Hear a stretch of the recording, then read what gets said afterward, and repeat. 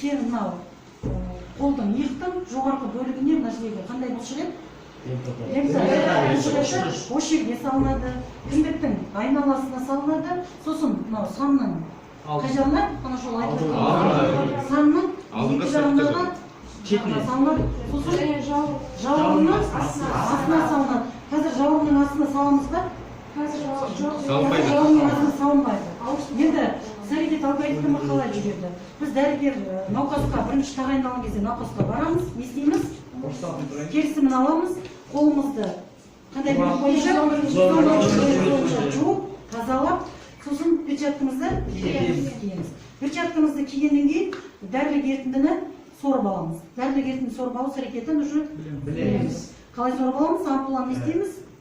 Спиртпен сүртеді. Ампуланы бірінші жақсылап спиртпен сүртіп аласыңдар, сосын барып сорып дайындап аласыңдар.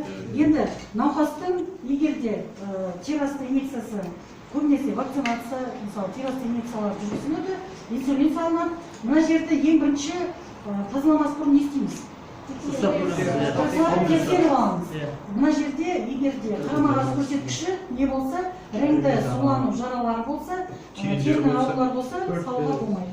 Енді ең бірінші мынаны аламыз да сыртын алып, қай классқа тастаймыз? А класс. Түсі қандай? Жақсылап тұрып, теріні кейін бөлімде сүртіп аламыз. Терімен жарасқан ойын қай классқа кетеді? Б. Одан кейін екіншісін ашамыз, сырты қайда кетеді? А классқа кетеді. Жақсылап кіші бөлімде инъекция жасайтын жерді сүртіп аламыз. бір сүрткен жерді қайтадан қайда кетеді? Енді шприцті қалай ұстауды үйренгенбіз, да? Шприцтің қақпағын қайсына тастаймыз? А классына тастаймыз. Оң қолдың екінші саусағы қайда тұрады? Канюлада. Бірінші бармақ, үшінші бармақ, саусақ, сосын төртінші саусақ, цилиндрда, төртіншісі, бесіншісі. Енді үшіншісі